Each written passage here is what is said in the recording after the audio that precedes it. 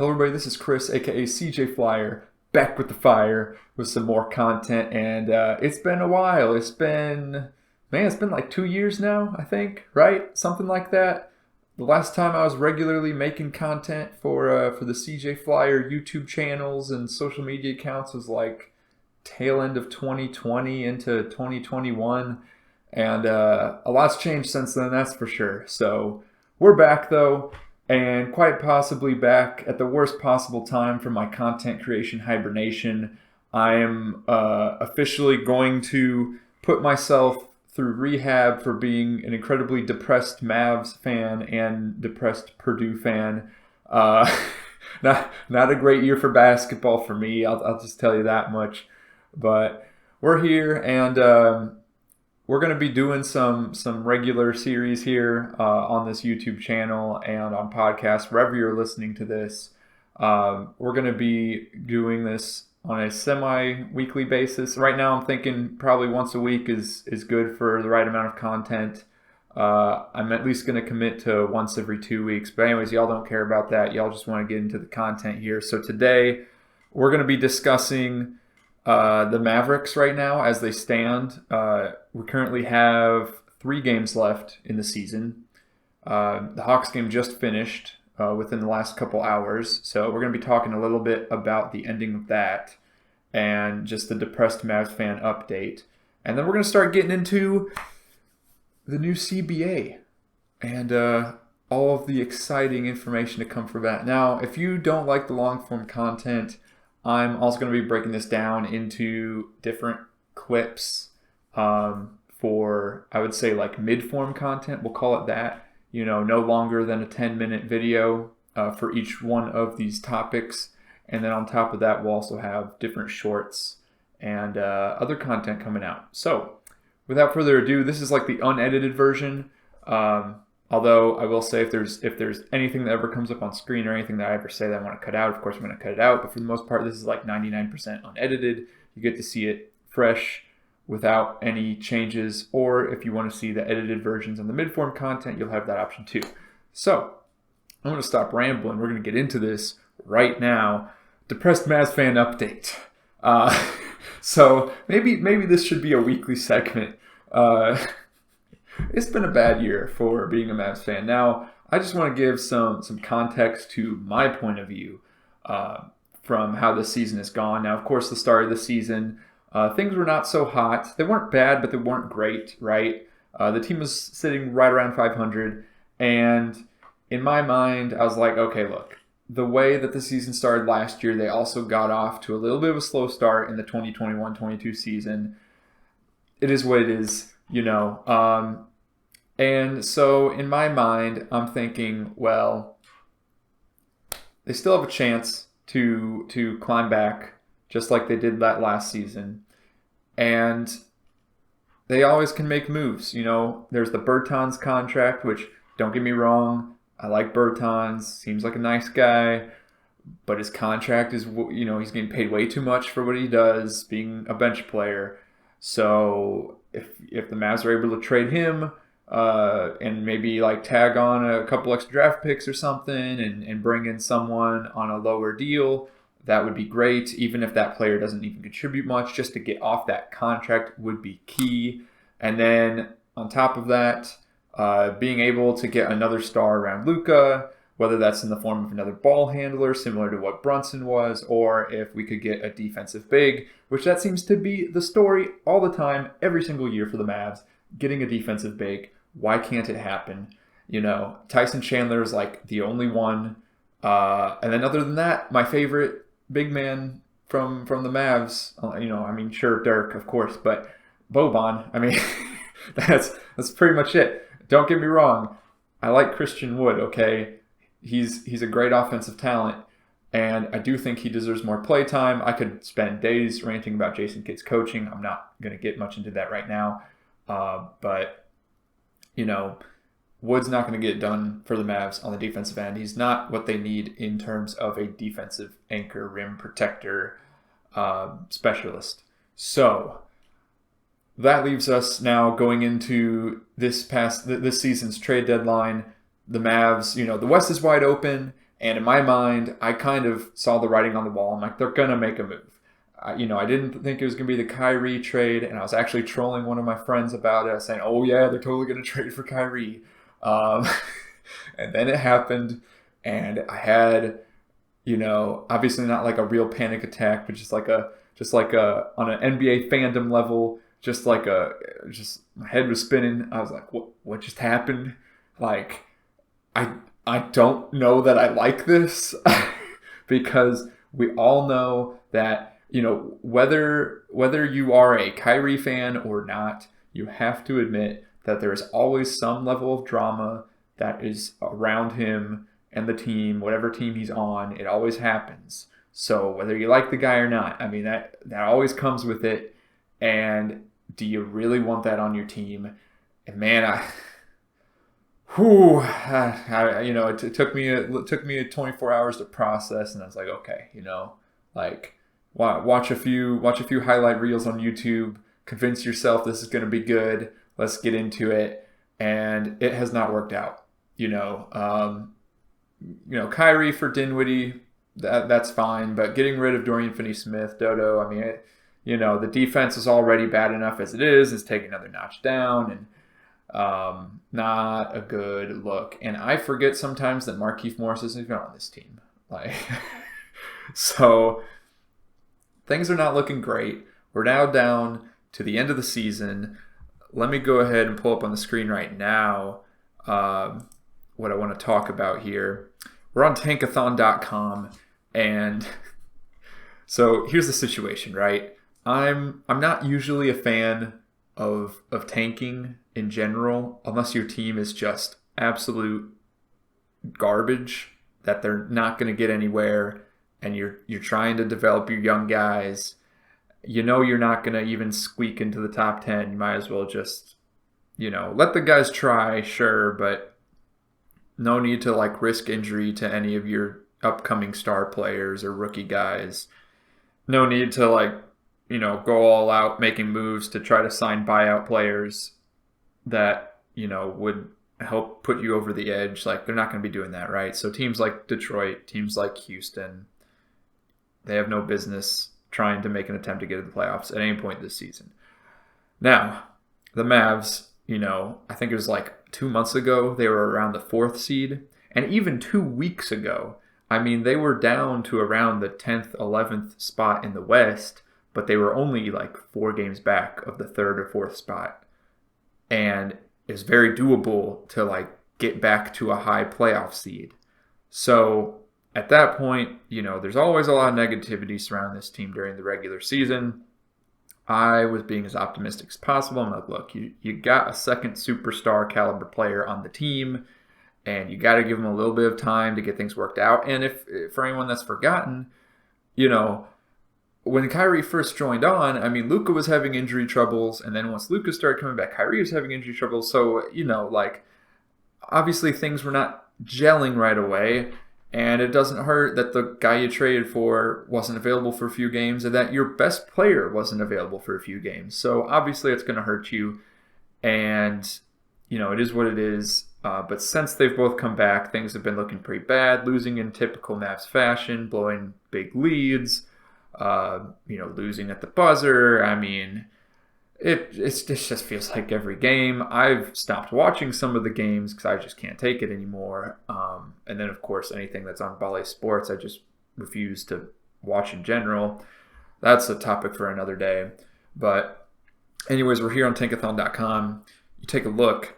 And so here's the situation. Like I was saying, Mavs are now kind of in this weird spot where they really need to win. They have to go 3-0 these last 3 games to even have a chance at getting into the play-in. Otherwise, they're out the play-in, and their draft pick is top 10 protected, and if it doesn't fall within the top 10, it's going to go to the New York Knicks. And my goodness, I already don't like the New York Knicks. And by the way, love Jalen Brunson still. He made the best move for himself. Mavs front office messed that up so bad.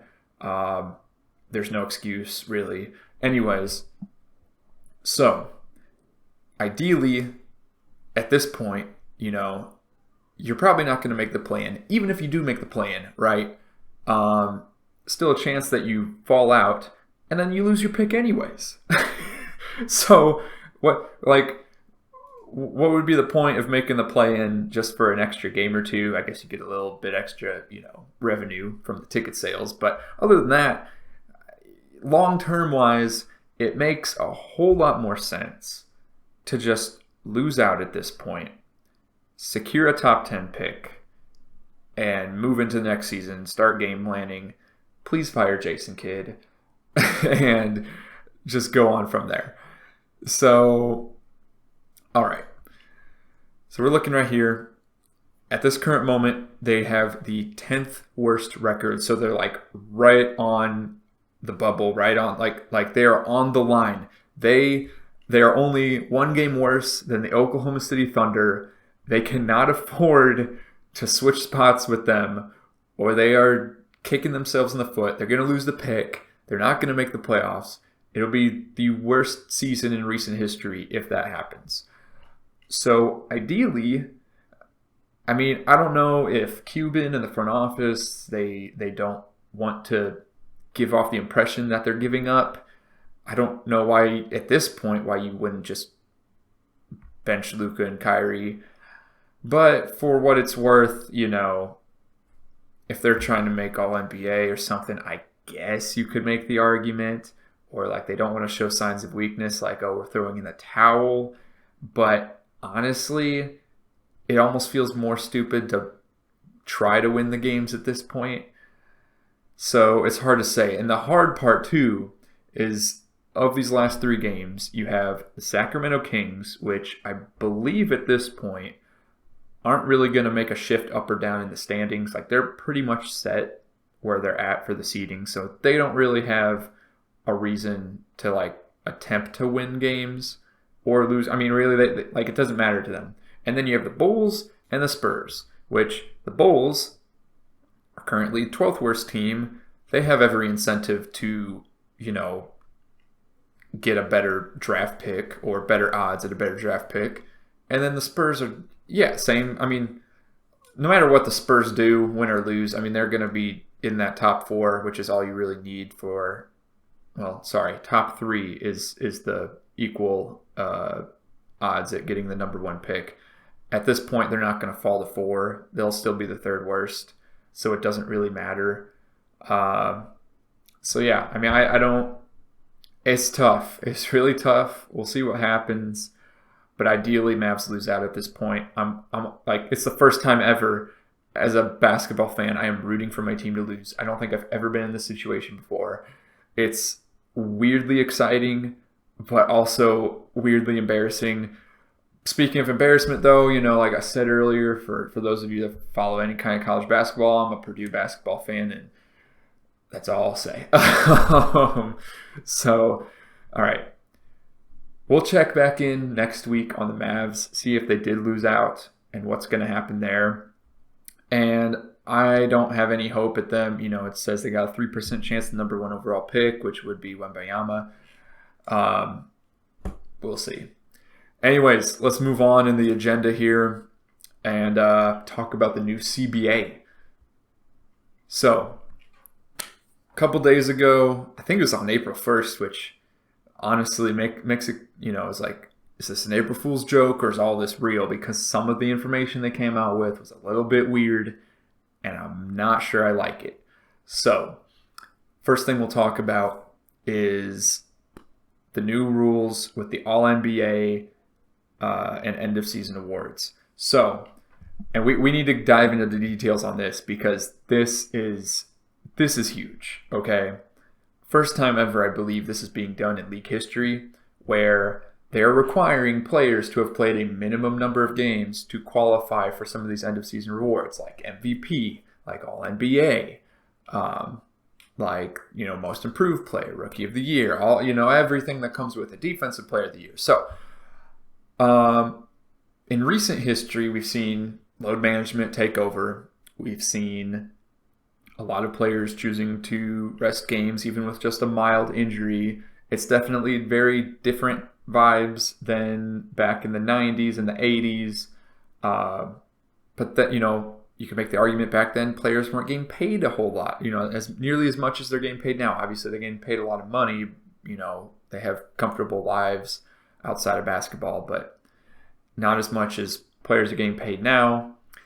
And, they have less reason to put themselves on the line, especially for like legacy's sake, because they, players like LeBron and Durant know that, they'll still get their votes for the end of season awards, even if they end up playing like 50 games.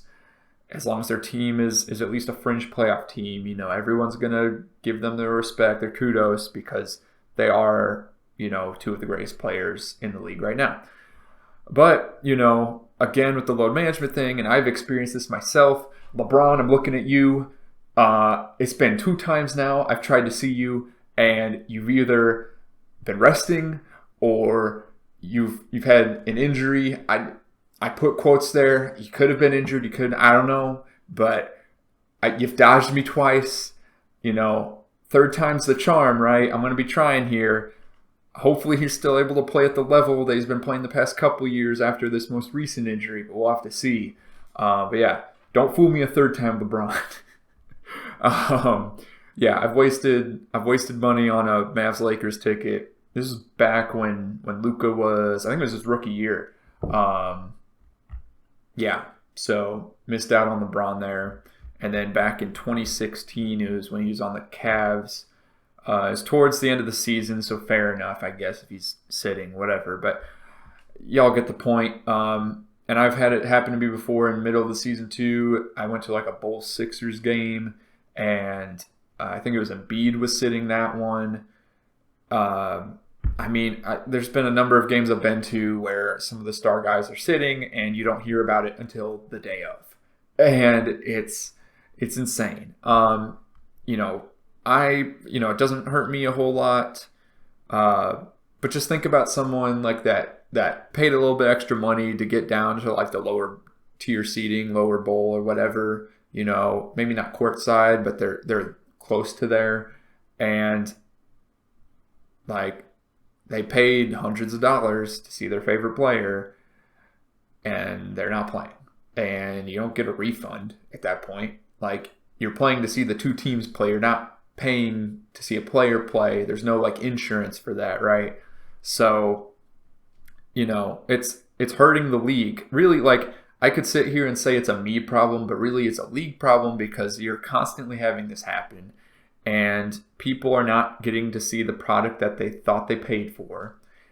And at that point, it's like, why would you even go to the game? Why would you even pay to get your tickets? We've seen it a lot, especially with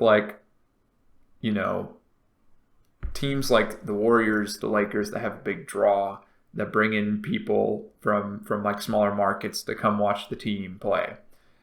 And the more this kind of thing happens, the less that people are going to pay to go to these games, and that's going to hurt the league in the long run for obvious reasons, less revenue. So it also hurts the TV deals too. Like, why do I want to watch a Pelicans-Lakers game on a Thursday night if LeBron, AD, Zion, Brandon Ingram are not playing, right? Like, what's the point of me flipping on the channel? So it's hurting the TV ratings too. I don't know why I'm going into so much detail on this. Y'all already know this. But anyways, the new rule that came out with the CBA. Players must play 65 out of the 82 games to qualify for the end-of-season awards, including the All-NBA. So, I saw this, and first thought comes to my head is, well, let's look at All-NBA players from last year, from the 3 All-NBA teams, and how many of them even meet this requirement. So, I went ahead, I created this spreadsheet here. Y'all can see it. And so here's the list. We had Giannis, Tatum, Jokic, Booker, and Luka on the first team. Now, all of them meet the requirement. Luka was like right on the line, played 65 games last season. But, he's still in. And then we got DeRozan, Durant, Embiid, Curry, and Morant. And 3 of these 5 guys would not have met that 65 game requirement if it was put into place. So, DeRozan and Embiid are good. Embiid, surprisingly, because we know Embiid's got, a history of injuries. Durant, that one doesn't surprise me. Ever since coming back from the Achilles injury, he hasn't played a whole lot of time. He's rested games here and there. Curry, and then the one that really surprised me is Ja Morant. Now, I cannot recall, because of course, this is on the tail end of all of the, what you want to call them, like, what health and safety protocols for COVID. I can't remember if Ja Morant was out for COVID that season or not, so that is a possibility. But as being a young guy, that really surprised me, 57 out of 82. I really can't remember the injury that he had, if he had one.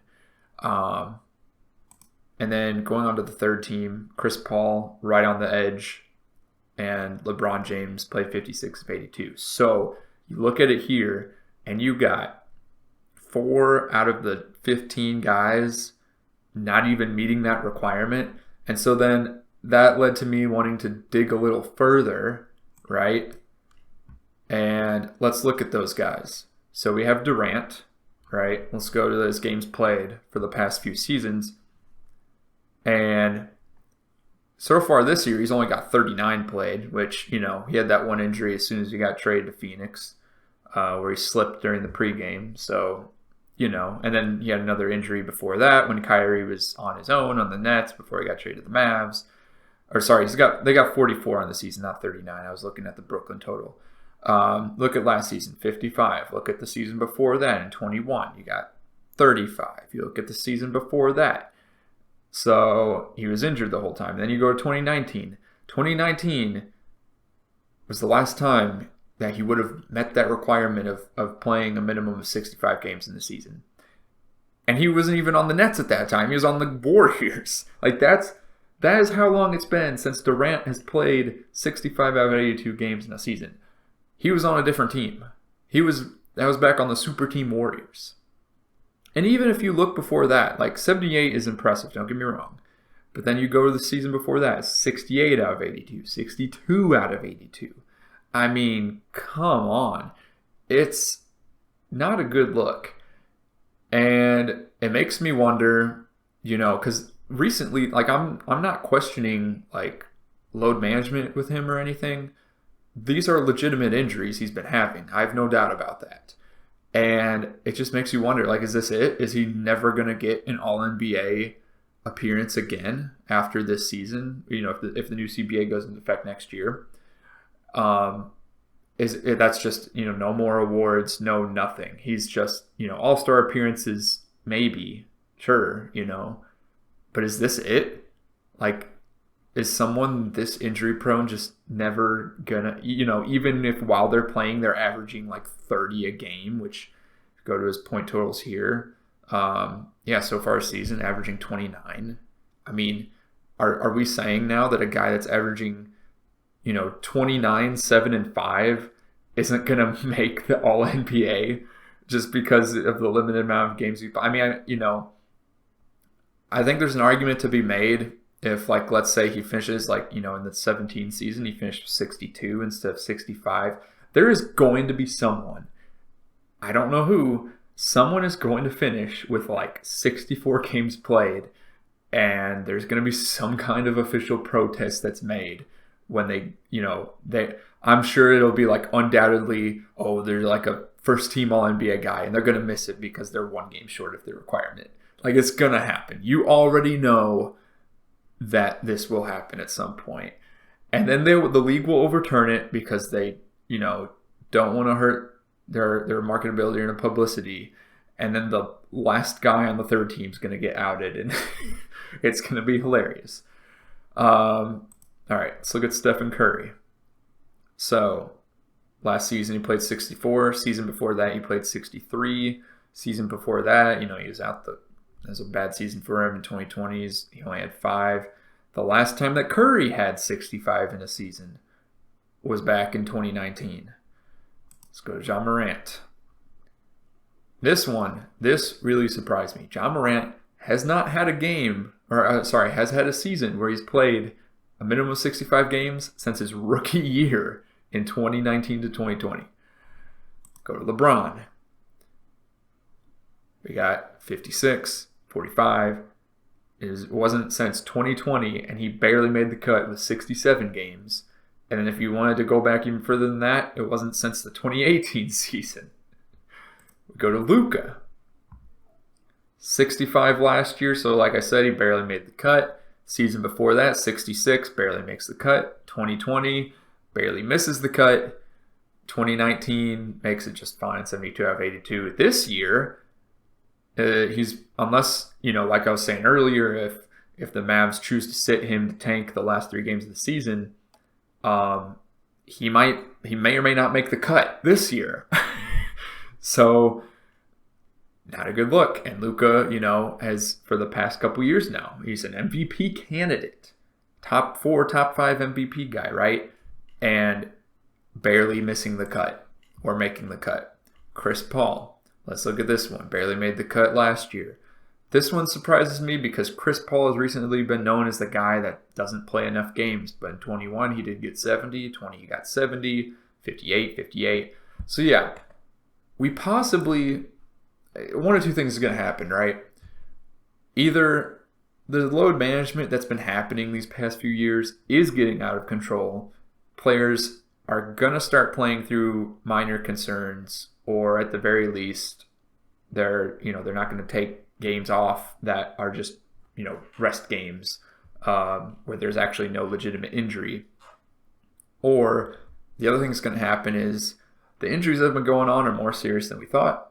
And there's going to be a lot of deserving players missing out on awards. Now, I, for one, I just want to make it clear, I know I probably sound like I'm not in support of this, but after just ranting about star players not playing in games that I expected they were going to play and buying the tickets for to show up only to find out that they're not playing, yes, I am in support of putting out a minimum, but I do think there is going to be a downside, and it's going to be interesting to see how the league responds to this, because it could get really bad really fast if they're not careful. So I think they, I'm sure they hired some kind of data analyst to look at the average amount of games played by these star players and picked an arbitrary number that was towards the upper range, 60 to 70 games, because injuries do happen. So that being said, that is what's going on here. Now, the other change with the All-NBA is it's now positionless.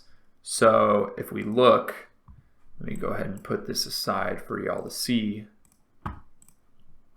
If we look at the most recent All-NBA team, this is obviously a big news story for anyone that's been following along with the league, but last year's All-NBA roster, first team, you had Giannis and Tatum as the forwards, you had Jokic as the center, and you had Booker and Doncic as the guards.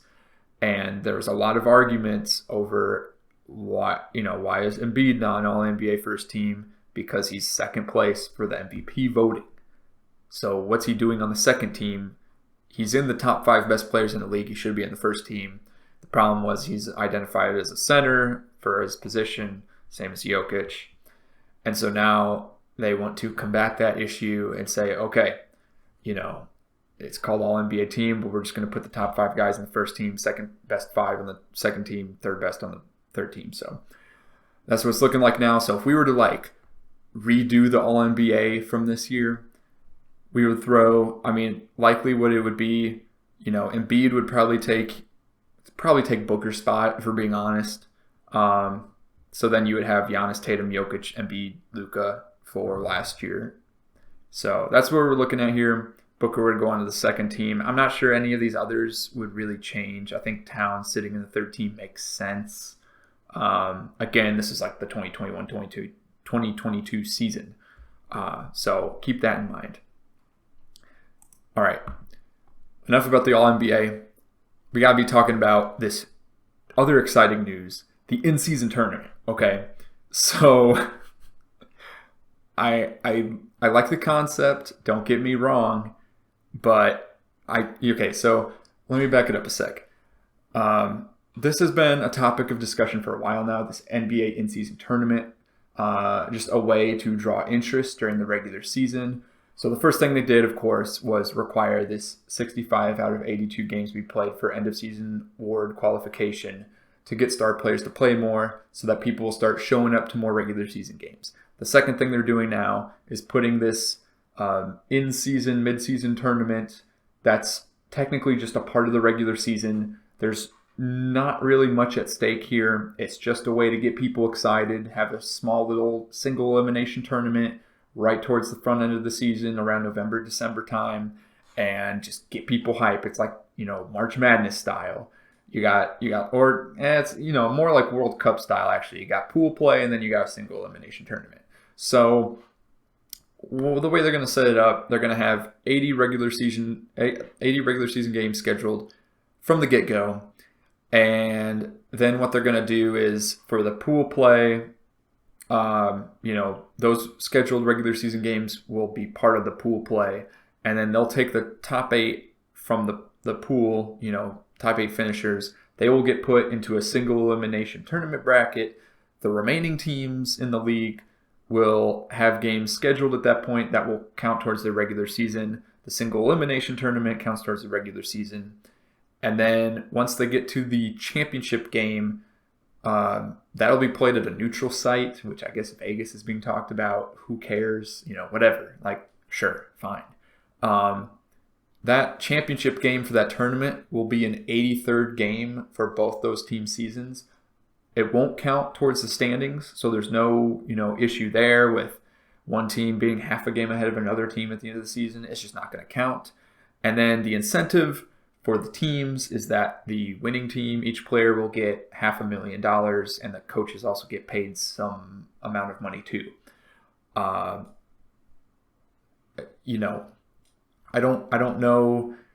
For a lot of these star players, they're not going to care, right? They're getting contracts that are like, upwards of 20 to 30 million, and sometimes even close to like $50 million per year. They do not care about this in-season tournament. They will not care. Their teammates will care. Guys on two-way contracts, G League contracts, guys that are getting paid minimum. This is huge. And there's already memes going around of people saying they're going to turn into what's the guy's name? Like Mac McClung will turn into like Kobe or something. But anyways, yeah, like really, this is just a gimmick that I think they're trying to do to like generate some hype during the regular season, get people to watch a little more. I have 2 issues with it though. One, it's happening right during the heat of football season, right at the tail end when you have all the college football rivalry games. You got the end of the NFL season when things are starting to heat up, and you got teams trying to make the playoffs, make the wild card. No one cares. No one cares about basketball at that point. Now, once we get into like January and February, sure, you have the NFL playoffs going on at that time. But outside of that, I mean, you finished up with college football playoffs in January at the first week of January. So that's out of the way. And other than that, I mean, that's when basketball really should be picking up as far as sports fandom goes. And you have nothing to show for it. That's when in my opinion, that's when the season tournament should happen, is right there in that January, February range. Now, maybe they have some issues with putting it too close to the actual playoffs or too close to the trade deadline. Maybe that's the reason why. Personally, I don't think it makes sense to put it in that November to December range, because that is when you're going to get the least amount of viewership by far. That's what's going to happen. So that's not a good look. And the second problem I have with it is the incentives. The star players, they will have an incentive to at least play the games because, again, they have to meet that 65 minimum game requirement to qualify for end of season awards. So the star players will have a reason to play because of that. But as far as the actual like winnings at the end of this tournament, no one cares. None of the star players care anyways. Maybe for like team chemistry or team camaraderie, like they'll want to play their best to like help the guys on the roster that are getting paid less to get a little bonus.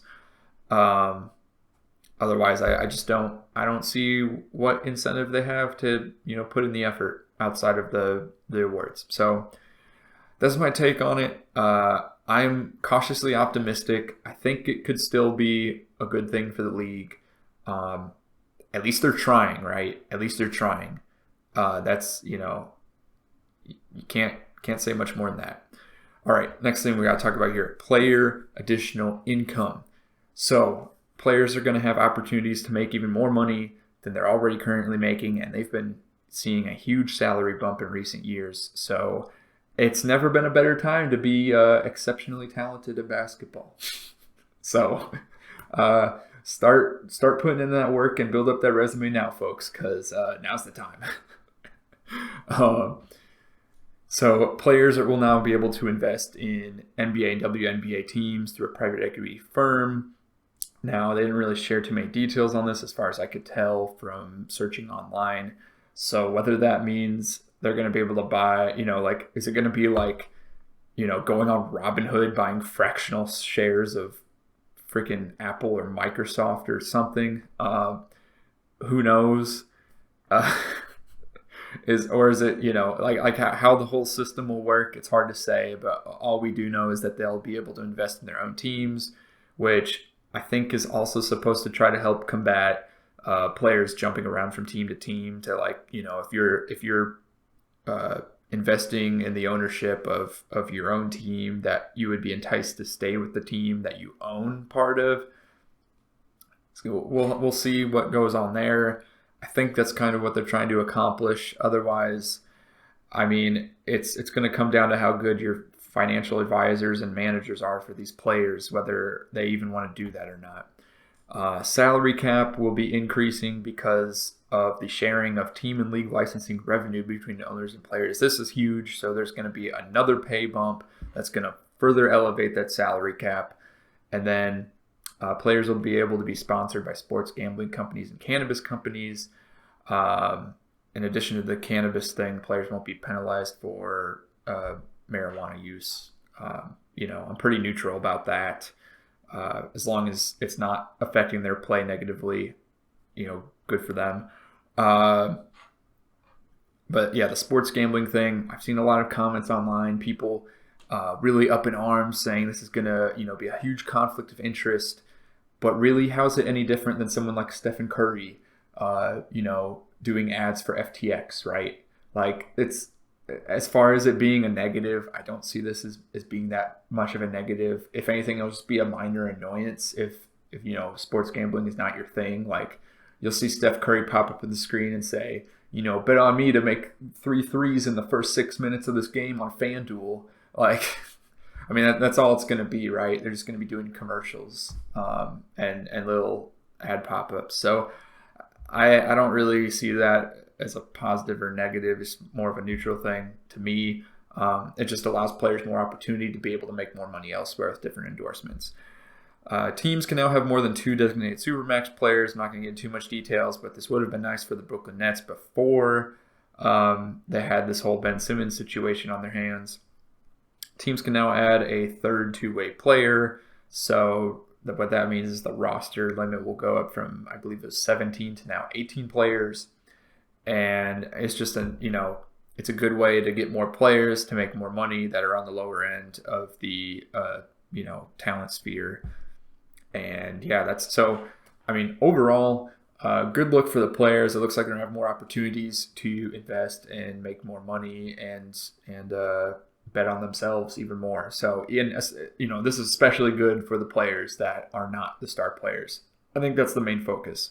I don't think any of us should care so much about, Lillard or Luka or LeBron making, a difference between making like 40 mil or 50 mil, like whatever. But as far as like guys on the lower end, they're making, it's like a difference between like 5 million, 6 million. I mean, that's huge for those guys, right? So, I think this is great, and especially the guys on two-way contracts that are making, like a few $100,000, or like G League contracts that don't even make $1 million. So this is great. I'm in support of this, and I mean, honestly, I think everyone that's a fan of this league should be really excited about this, truthfully. Now there's this next segment here, wealthy owners losing a bit of an advantage that they've had recently. So we've seen guys like the Warriors owner, we've seen guys like the new Suns owner, we've seen Cuban, the Mavs owner,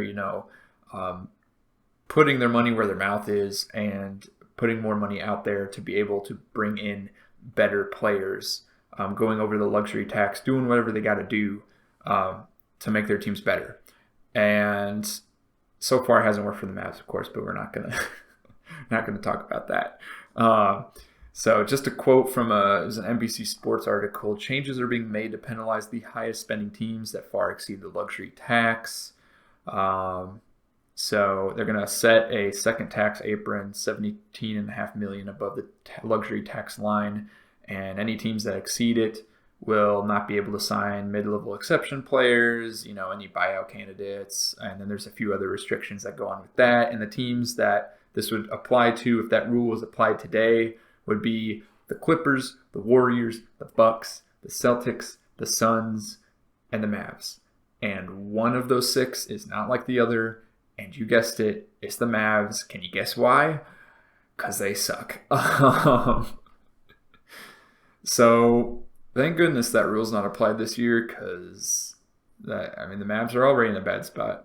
But anyways, that's the majority of what's being changed or added in the CBA that I wanted to focus on to talk with you guys about, and what I'm excited about talking about. But we got one last thing here that I think needs to be discussed before we head out this evening. One and done rule. So something that was talked about a lot before going into the CBA discussions in the media was whether or not the one and done rule would go away and we'd go back to the early 2000s where players could be drafted and sign on to teams right out of high school. So you got guys like LeBron James, Dwight Howard, I believe Josh Smith, if y'all remember that name. A lot of different all-stars have come straight out of high school and gone to the pros and had a great career. And that has since changed. Now, the one and done got very popular, especially in the mid-2010s. You had guys like Anthony Davis, John Wall, come in, Kyrie Irving, Zion Williamson. They play for a year, and then they'd go on to their respective NBA teams, wherever they got drafted. So there was a lot of talks about removing this rule to benefit the league, to be able to bring in the exceptional talent earlier and to give them an extra year of development in the NBA, because, that is much more valuable than having development in, an overseas league, or even development in G League is not as good as having development being on an NBA team. And then same, of course, college. You're getting put up against guys that are, nowhere near the physicality that these future star players are capable of. So, unfortunately, the CBA is not going to be getting rid of the one done rule. It's going to be staying at least until the next discussion in the next 7 or 8 years. And I have a few opinions on this, just hunches as to why it's staying. And I think the first big thing that we're seeing is the NIL money that college players are now getting. We got guys right now, like for example, I don't think Zach Edey, star Purdue player, National Player of the Year, I don't think he's leaving college. I really don't. Right now, I think if he got drafted today in the NBA, at best, he's like the 14th or 15th guy on a roster. He's like a Frank Kaminsky at this point, as far as like the amount of playing. And honestly, that's being generous, saying he's like a Frank Kaminsky type player, because at least Frank the Tank can make some threes. I'm not sure if Zach Edey can even shoot threes or not. So hard to say, but I really don't believe I think he's going to stay for a senior year. I truly do. And that's not just me being biased as a Purdue fan, but it's just because he's making so much money as a college player. Why leave? Right? You're going to get paid about the same, if not worse, going to play for some overseas league or going to play in the G League. You might as well stay in college at least one more year. And then the other thing I think that's influencing this is, besides the fact that all these fringe NBA rookies or fringe NBA players are choosing to stay because it's guaranteed money for them and they know they'll be able to get it. There's also the G League situation, where I think the NBA really wants to highlight the G League as much as possible. They want to encourage players to play for the G League, because even though I was saying earlier, like it was nice, it's probably better if players are getting more reps on an NBA team than a G League team. This day and age, like it might make sense for a guy that's drafted in like the teens of the first round or in the late first round. It might make sense for him to play more games in the G League when he's not going to get much playing time in the NBA games. So I almost think another reason why they are keeping this rule in place is just because they want to encourage players to, work on their skills. And like the G League, you get to play against like NBA veterans. It's not like you're playing against like the lowest level of talents. Like they got like Jarrett Jack in there. They got, I think, was Joe Johnson in there? I know he's in the big three.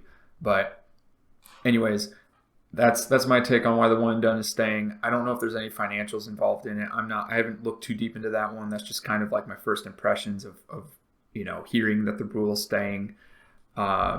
So yeah, I know like the reason it was first introduced was because they were trying to stop raw level talent from entering the league, having no skills and just, no developed skills. They want players to work on their game a little bit before getting into the league and bulk up and whatnot.